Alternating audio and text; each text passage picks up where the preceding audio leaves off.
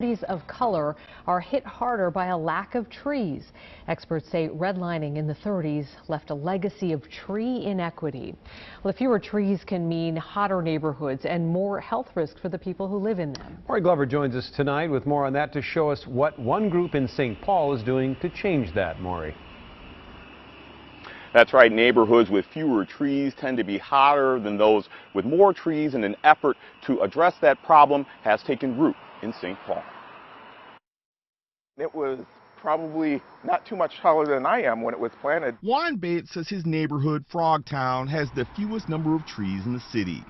So when his townhome association had the opportunity to plant a free oak tree on its property 8 years ago, he jumped at it. People look at your neighborhood and they will see these gaps and they'll see the urban concrete, and having some greenery really kind of helps people feel like it's more home. The tree is one of about 500 Frogtown Green has given to homeowners in the neighborhood over the last 10 years or so. We just dig a hole in the gravel and plant these trees in it. The group of volunteers grows baby trees in gravel beds over the summer until their roots are big enough so they can be transplanted, usually in the fall. You reduce heat.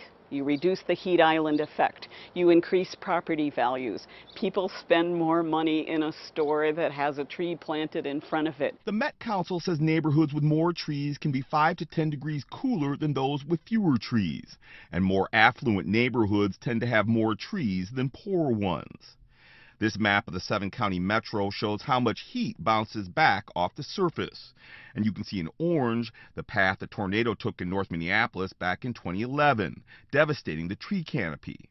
And the Met Council hopes the extreme heat map helps communities plan where to plant more trees and put cooling centers in the future. It's not just equal access to trees, it's equal access to healthy neighborhoods.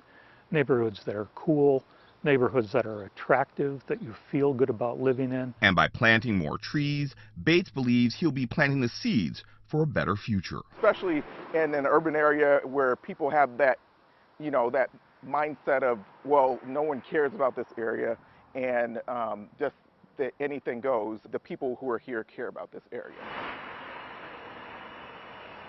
Now, Frogtown Green says similar tree planting efforts are going on in a couple of other neighborhoods that have fewer trees in St. Paul as well. Reporting live in St. Paul, Maury Glover, Fox 9.